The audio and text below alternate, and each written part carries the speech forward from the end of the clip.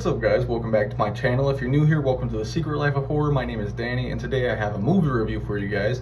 It has been quite a while since I've done a movie review, and if you've noticed, my movie review location is falling apart. It looks crazy right now, but that is because, as you've noticed in my last couple videos, I mentioned it and mentioned it again, but the movie theater here in Tahlequah is closing down, and so since it is closing down, we have some of our employees have taken some of the posters home. I'm going to take quite a few home myself. Speaking of, next week, stay tuned because I'll be posting a video of a poster update. I'll be posting all of the posters I've acquired, a bunch of the older ones. There's quite a few older ones that are really cool you guys might like, but a lot of newer ones too. Quite a few of the new movies that have not come out yet and have come out this year, and so I'm pretty excited to show you guys that as well. But anyways, I'm gonna go and dive right into the movie review today because it was a great movie and I was excited. Just part of my most anticipated movie of 2025, and that is 28 Years Later by Danny Boyle. So first off, I do want to say that the music was phenomenal. I'm a music guy, so anytime a soundtrack can pull me in, I'm hooked immediately. But this movie was really well done. You could tell it's such a drastic difference from anything Danny Boyle has done in the past, and so it is pretty advanced, I would say, especially in terms comparing directly to 28 Days Later, which I watched in preparation. But this follows from 28 weeks later, and it is 20 years after, obviously, but essentially the United Kingdom has been completely exiled and quarantined off, and so nobody has access to them and stuff like that. So all the zombies are still there and things like that, and so they have like little villages and areas, but it's cool because there's like civilizations, kind of the restart of civilization in a lot of ways, and so they have little places and traditions and things. And so the story follows this kid named Spike, and him and his dad, they're taking him, this starts out with him going on like initiation, like his first kill kind of thing. And so after that, he ends up going through that whole little trial or whatever, and his mom, she is like pretty sick. I don't want to tell you like everything that's up with her, but she has like memory issues and stuff like that. And so the movie essentially follows Spike wanting to go get help for his mom. And so really touching story. I think it's really well told. It is a little bit on the longer side, so do be prepared for that. It doesn't drag, but it does take some attention span. But the gore is amazing. It's very great kills, but I do want to mention the editing style.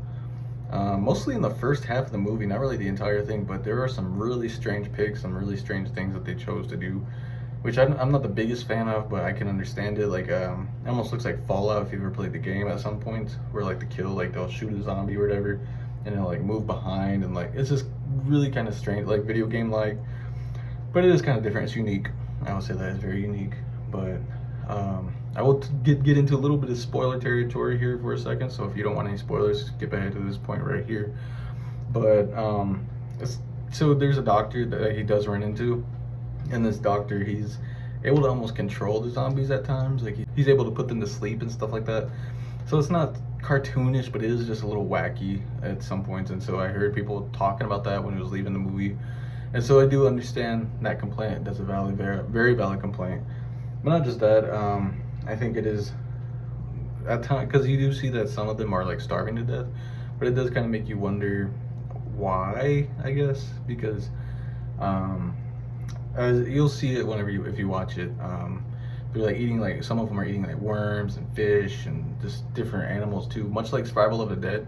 You've seen George Romero's Survival of the Dead, very underrated zombie movie.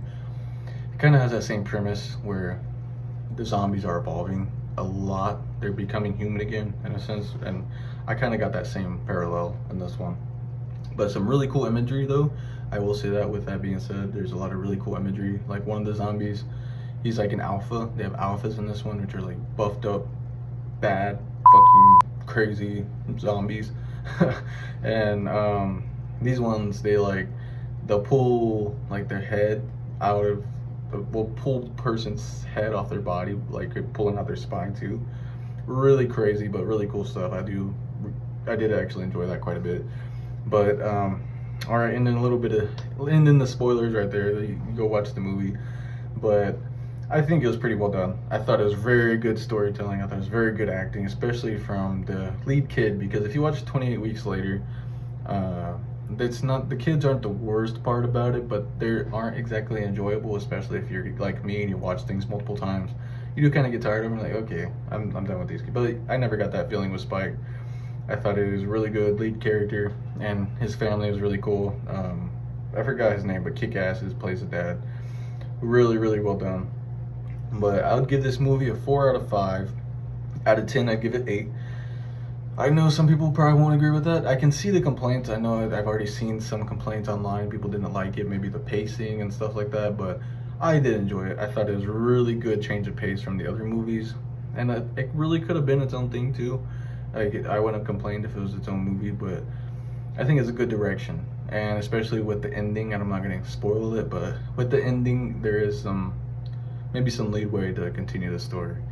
But anyways, I think that's pretty much all I have to talk about. I could talk about this movie for a while because I did like it, like I said. So it was a good one. Go check it out. Still, it just came out in theaters this weekend, and so do yourself a favor, have a movie night this weekend. Go watch that. You can come watch How to Train Your Dragon 2, I guess. I'm not sure what else you'd be into. But anyways, that's all that I have for you guys, and I'll see you in the next video.